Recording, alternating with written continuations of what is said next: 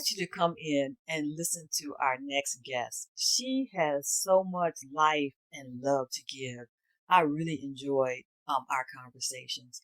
And some things that we ask God for during our walk with Him, He can grant them, but a lot of times He doesn't just grant them to us, He teaches us how to walk through them.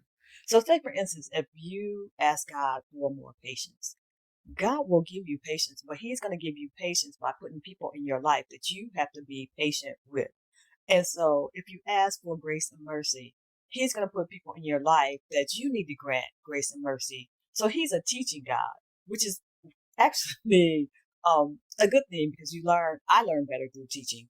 And so, the other thing is I thought about was if you're a thief, it tells you in the Bible, if you're a thief, God doesn't give you all the money that you want. He tells you to get a job and then to give money away. And so sometimes His ways are unconventional, at least in our mind, or they're not what we would do, but we grow from how He does it because He knows us and He knows what we need. So listen to her as she explains her journey that she's having with the Lord. And we'll see you on the other side. Welcome to Beginner's Guide to Christianity, where we help strengthen your relationship with God, learn to hear God's voice, and develop a stronger faith through a better understanding of Christian principles, terminology, and prayer. I'm your host, Lisa Keaton, and we want to welcome Jolisha Edwards to the program. We just call her Coach Joe because she is a coach, Coach Joe. So welcome. Thank you. Thank you for having me. You're welcome. So Coach Joe is a certified coach practitioner with Grace Journey Coaching. She's also the founder, CEO, and a caregiver at Grace Journey Cares. She's a creator, a visionary, a writer, an editor, a speaker, a facilitator, an overall mother hustling mama of 3 beautiful boys. She loves connecting, collaborating, and supporting people. She's a leader and a coach that inspires people to cultivate meaningful relationships with themselves and others. She's the most serious person you'll ever meet, but she's also the most fun person you'll ever meet. Coach Joe, we're happy to have you. Thank you. Thank you for that lovely introduction. You're welcome. So let's just start out with your journey with Christ. Tell us how you were pulled into Christianity and how He welcomed you in. Oh, I feel like I have been saved all my life. I feel like I've known God like my whole life. I don't remember a time when we didn't go to church. So since I was a little girl, going to church with my aunts and cousins, and then going to church with my mom, I've just always enjoyed going to church, always. And it feels like I understood really early, probably from Yes, Jesus Loves Me, that it was something I wanted to do, something that I should be doing. Like I really felt drawn to God and want to have a relationship with Him early. Do you remember when you first pretty much understood when you gave your life to Christ? Because I know sometimes, I gave my life to Christ and I didn't have a clear understanding when I first met Him.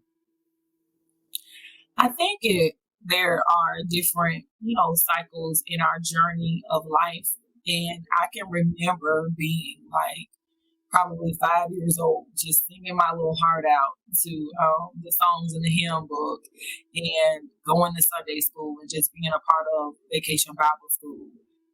But there was a pivotal time in my life when I was about 12 years old. I think I was 11, going into the 6th grade. I was invited by a best friend to church, and my mother was also invited by a friend. Yeah. And just so happened we were invited to the same church. Now that ain't confirmation. And so we went, and we never left. Wow. If that makes sense, until I was about 18. But early, like I just enjoyed it. I liked it. It was, we were singing and dancing. I was very active. So I think probably about 11 or 12 is when I remember like saying the sinner's prayer or asking God to come into my heart and, to change me, and that I wanted to do what was right and good concerning God.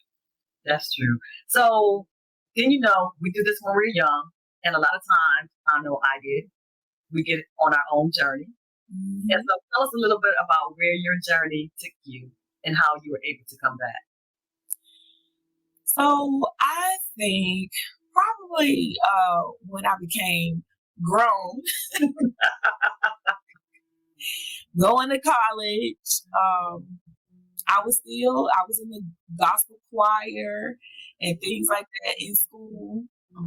I got introduced, you get introduced into a different world and more things. And so I think that probably is what started it. I got married early. I got married at 21. So now I'm really grown. And I started going out, hanging out, but I still was going to church. Like I still knew Jesus. He still knew me. But I think during that next phase of life, it started out being a small kid, like, okay, yes. And then that preteen, okay, yes. And then going into adulthood, it's like, oh, I want to have fun, but still, yes. I can have a little bit of fun too. So you got married young at 21. On my 21st birthday. Oh, really? So how was that journey? Oh, that journey, I used to think, so when I was at church, when I was a teenager, and I'm watching everybody, I'm seeing, I'm getting I'm building my relationship with God. But I used to see people testify, and I used to feel like, God, I don't have a testimony. I don't have a testimony. And I felt like that for a long time. Right. But I would rejoice with other people telling their testimony. But I literally vividly remember saying, but I don't have a testimony. Oh, and I got one now. I said all that to say, through getting married young, and building my own family, just married, period. I don't even think it's the age thing, just being married as a whole and becoming a mother. I developed several testimonies. Would you like to be open enough to share one or two? Oh, absolutely. I'm all right with it. Okay. Up to you. So through the course of marriage, I found myself broken. Okay. Like I found myself feeling broken or feeling defeated, like, because all I knew was treat people the way you want to be treated. Right. And so if a person said a thing, then I took that thing for truth. Yes. That's me. And that was just, how I was raised. But I had to come to find out through life and that's not always the case. That's true. That people will smile in your face. They will tell you all the good stuff and still tell you lies. That's true. But not necessarily mean you well. So that I found that during the age of that I was married, but marriage, I found I was trying to stay. Mm-hmm. So that, and I even made a T-shirt about it. Wake, pray, stay. That was, I was just trying to wake up, pray, and stay. The sanctified wife sanctifies the unsanctified, all this good stuff. And separated several times in the marriage, and then it was not all about him, the testimony. God showed me his keeping power. Yes. When I got into my own self and decided it was like I was going to be a vigilante. Okay. I was going to take matters into my own hands. But he used to whip me so bad. I didn't understand, why am I having to go back and apologize? And I didn't start this fight. Right. Why am I having to go back and apologize when I ain't did nothing wrong? Right. He started this. Why I gotta apologize? So I think that's where grace began to come into my life early. and keeping, like literally the prayers of God keep me. Right. That that he kept me even when I didn't want to be kept. I can say that for real. I can say that for real. Even also like the testimony of, I feel like I have a testimony of learning when to walk away. Yes. Yes. When enough is enough. Yeah. Yes. I literally, even being able to hear God more, like I would say something said, something told me, right, or something to that nature or effect, and now I can say it was God. Yeah. Like God literally told me when I was having one of those broken down moments, I'm going to break your heart in order to get what I need from you. Oh, wow. And I was sitting in my living room in the chair having me a little moment. And I had just had my second son. So this was about 2014, well, 10 right. almost. And I'm thinking, well, ain't it broken? How much more broken do you want to be? Do I need to be, Lord? But like literally praying and asking God and walking through my house, and if there is anything, preaching, honey, I was like, if there is anything unlike you, get it out of here, Lord. The enemy, you don't have no rule or no reign in this house. And I kid you not, something will come up, right, with us where you feel like I feel like we're all good, and something out of the nowhere, out of the blue. And then what I turn around and say, the devil is a liar.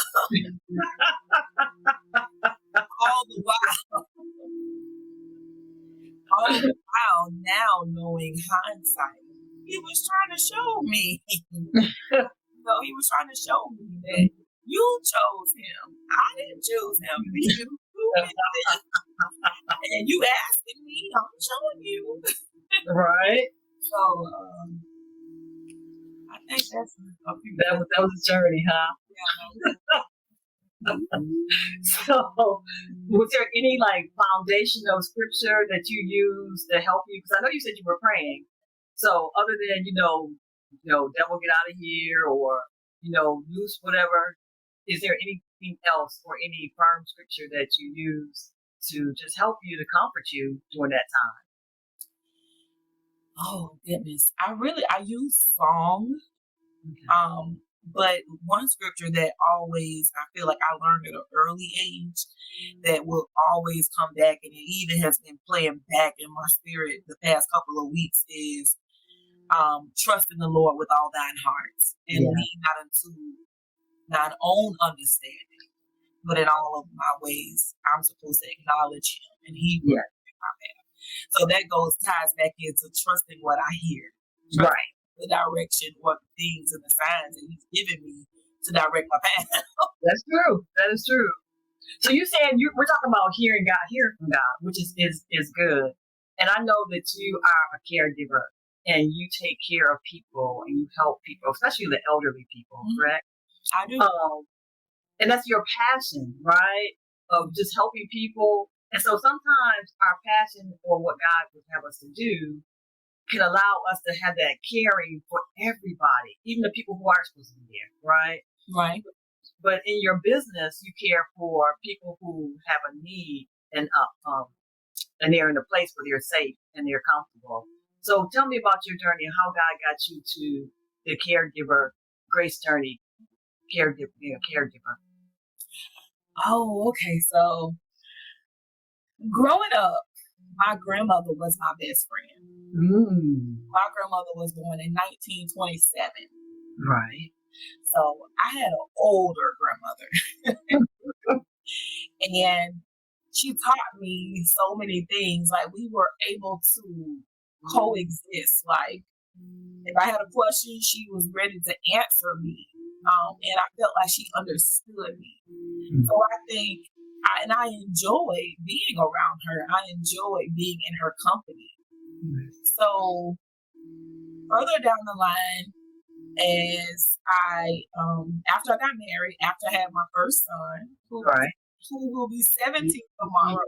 Oh, wow. After having our first son, my then husband's aunt was a caregiver, and she said, she was a certified nursing assistant, and she said, Jolisha, I think that you would be really good at this. And her and his mom, my mother-in-law, they paid for me to go. So they invested in me, in my future. Right. Go and become a certified nursing assistant. That was a blessing. It was. And I was 22 years old. And I excelled in the class. I excelled on the testing, and my first job, his aunt gave to me, like, my first job, and it was in private care. Right. In someone's home. And I loved it. We had a wonderful relationship. Like, I really enjoyed it.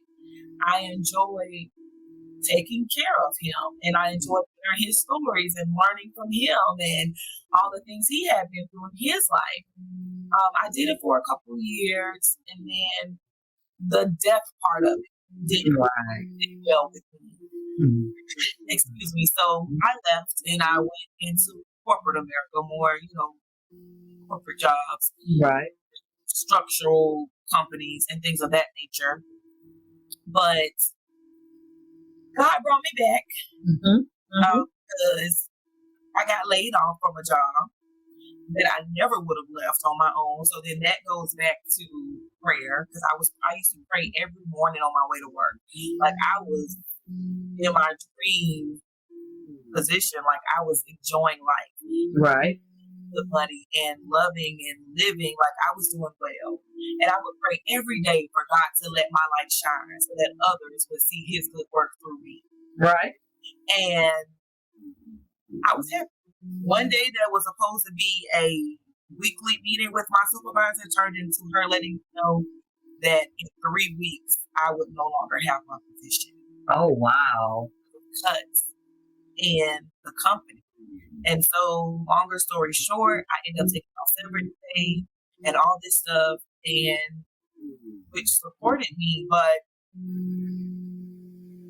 it really pushed me and catapulted me into where I am now, where I'm supposed to be. Okay. Took another job a year later, just thinking like, oh, you need to work because that's what somebody would have to do for a good job. It's like, but he didn't understand that entrepreneurial side of me. It's like, okay, you can do that, but you need to also have a job. Right. Working for somebody else. And so I worked that job for a year. Here's another example of prayer. I was miserable. So the first time I was happy. Right. Second time I was miserable. By 6 months I was miserable. But I loved what I did, but the work environment was miserable. I was in facilitation training at both times. And so I was praying every day, God, please let me make it to my 1-year anniversary. And I don't know why, but I only reasoning I could think is on your resume, a year looks good. Right. So I can go somewhere else. It looks good if you worked it for a year. 1-year anniversary, I come in, I'm updating my resume. I get a call to HR. I get fired. On your 1-year anniversary? 1-year anniversary. And that is the start of, and I haven't worked for anybody since. That was February 2020. Okay. All right. And so God has been making circles and connections, connecting me back. I went out and got more experience. I went out and got corporate level experience on how to do things. I made a lot of, learned a lot of skills. Right. Built up my skill set. So now I can take those skills and put them into my own business. And you learned on somebody else's dime. So that's always good. So with your caregiving, you love people. I mean, when we were at your event, it just comes across that you love people. So you've always been somebody who loves people and had that compassion. Did your grandmother put that in you, or your family? Is your whole family like that? Because sometimes it's a whole family that loves people like that, or is it just is that just you? My family is a very loving family. My grandmother has 6 kids, 5 girls and a son. And we're all what I consider us to be close. When we talk, we hug, we say I love you when we got the phone. So I would say yes. Like, and we have our differences, but we still love each other. Mm-hmm. So I would say I think so. You're very close knit family. But I'm a bit more sweeter. A bit more sweeter. And so I'll say that.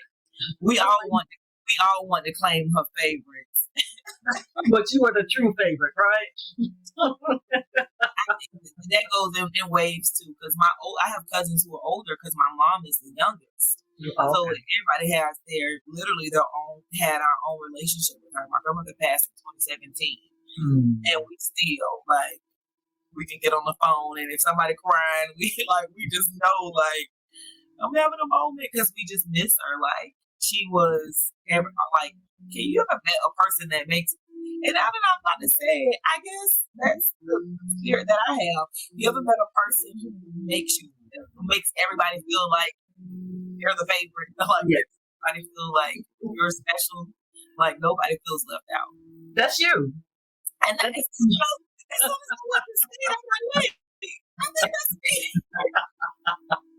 You make everybody feel warm and special and welcome. And that's a beautiful spirit that you have. And so I can see you being a coach, especially and working in your caregiver position, because you go in and you get up those people that love that they need, and you make them feel good, and you make them laugh, and you just brighten up a room.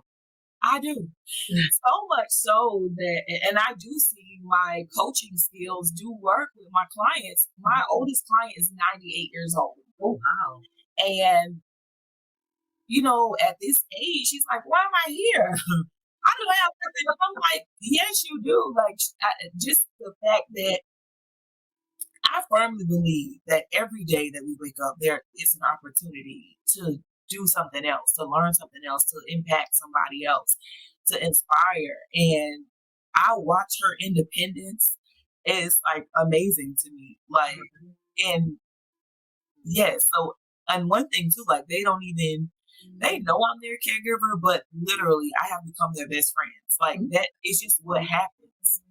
They literally are my best friend. I'm their best friend. We hang out, we go places, and we just having fun. I'm going today. We're going bowling.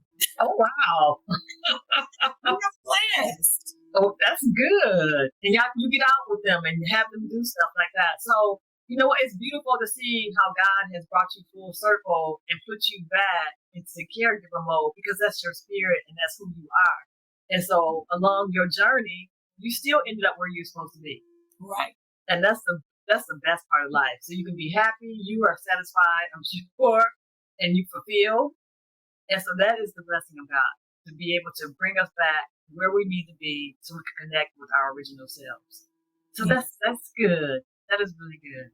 So do you have any last words of encouragement or anything that you would like to say about, trusting in God, keeping your focus, having your scriptures, and just believing in Him? I would just say that get to know God for yourself. Mm-hmm. Literally try Him.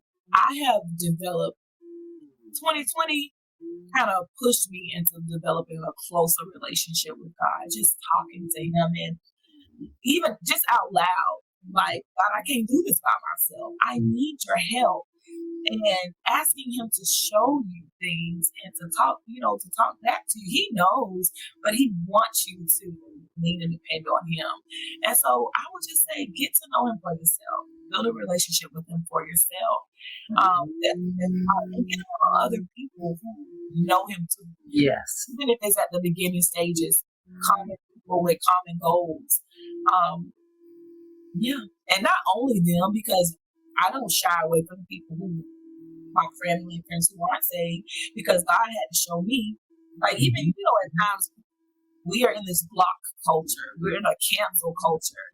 God told me a few weeks ago, you're not blocking anybody, you're not canceling anybody. You might not want to see them, but they need to see you. And I said, Lord have mercy. It is heavy. That's true, because they need to see that light that's in you. They need to see it. And so that is good. So go ahead, I'm sorry. Be open. And just one day at a time. Not one day, excuse me, that one moment. Take it one moment at a time.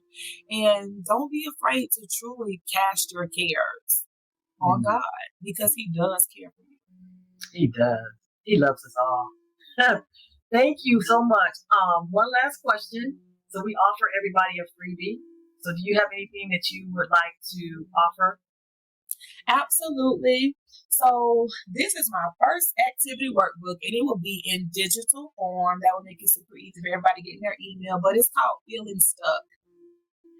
So if you're feeling stuck, it says let's work. And so there are just some questions that I have in the workbook that help people to think about what you might be going through in life and to help you get unstuck. Because stuck is a true spot. That's true. And if you keep your feet planted long enough, we can just sink, literally, like sand. So just, like I said, one moment at a time. In a journey, my company is Grace Journey, because that is my life. Like, literally, what is grace? Unmerited. Yes. I don't deserve it, but He gave it to me because He loved me just that much. So, walking, crawling, running, jogging, just don't stop. Never give up. Don't give up. So, Feeling Stuck will be offered in digital form to everybody. Thank you. Thank you for your time. Thank you for sharing part of your life. We really appreciate it.